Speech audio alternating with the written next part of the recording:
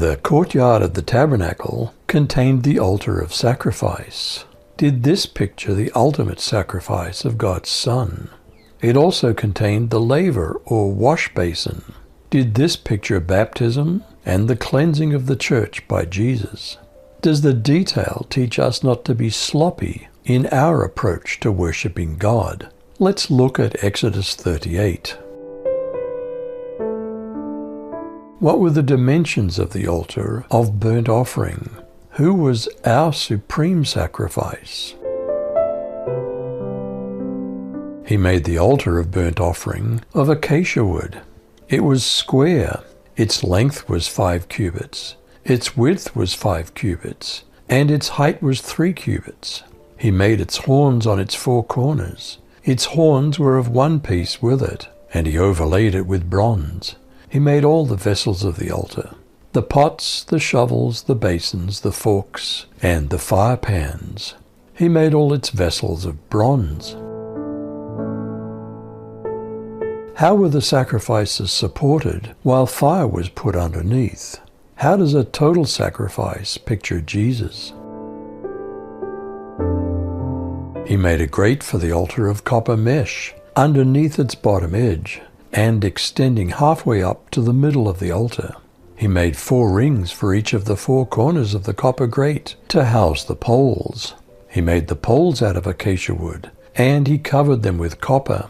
He put the poles through the rings so that the poles were on the 2 sides of the altar when it was carried. He made the altar with planks, but hollow inside. What was the large bowl?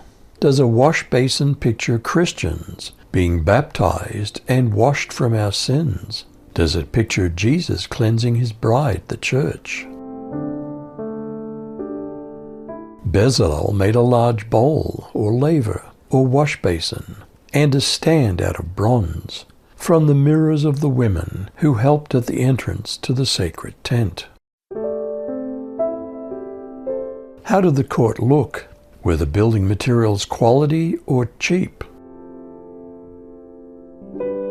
And he made the court. For the south side, the hangings of the court were of fine twined linen, 100 cubits. Their 20 pillars and their 20 bases were of bronze, but the hooks of the pillars and their fillets were of silver. And for the north side there were hangings of 100 cubits. Their 20 pillars and their 20 bases were of bronze, but the hooks of the pillars and their fillets were of silver. And for the west side were hangings of 50 cubits. Their 10 pillars and their 10 bases, the hooks of the pillars and their fillets were of silver. Was it a very large courtyard? How many gates were there into the court of the tabernacle? The hangings on the east toward the sunrise were also 75 feet in length. The hangings on one side of the gate were 22.5 feet, including their 3 posts and 3 bases.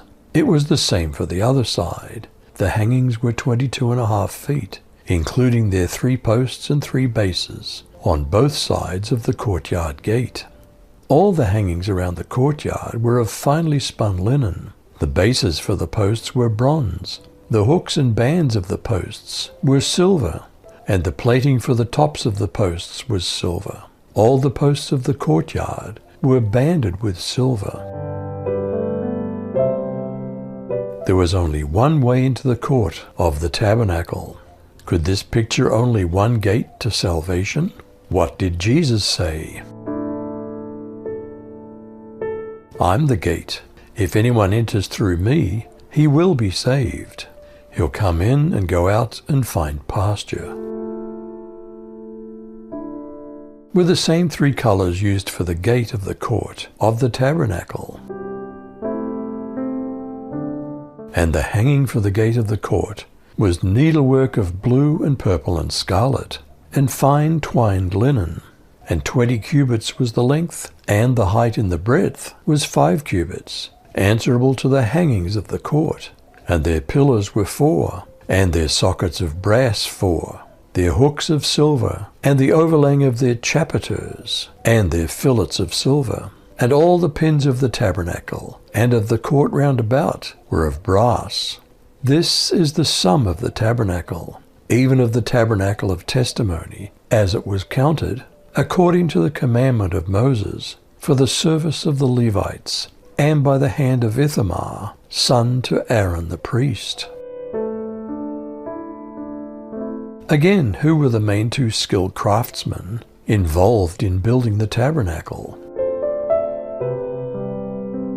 Now Bezalel the son of Uri, the son of Hur, of the tribe of Judah, made all that Yahweh had commanded Moses. With him was Aholiab, the son of Ahisamach, of the tribe of Dan, a craftsman and a skillful designer, and a weaver in blue and in purple and in scarlet material and fine linen.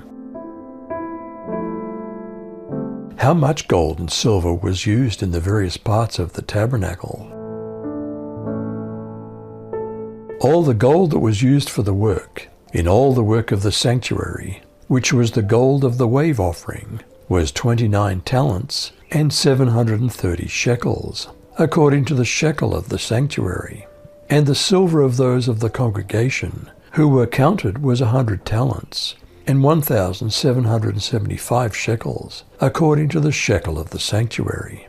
A beker a head, that is, half a shekel, according to the shekel of the sanctuary, assessed to each one who passed over, to those who were counted, from 20 years old and upward, for 603,550 men. What were the bases and hooks for the tabernacle made from? The 100 talents of silver were used to cast the bases for the sanctuary and for the curtain. 100 bases from the 100 talents, 1 talent for each base.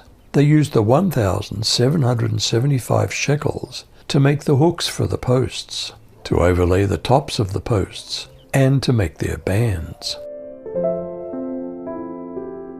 How much bronze was used to build the tabernacle in the wilderness?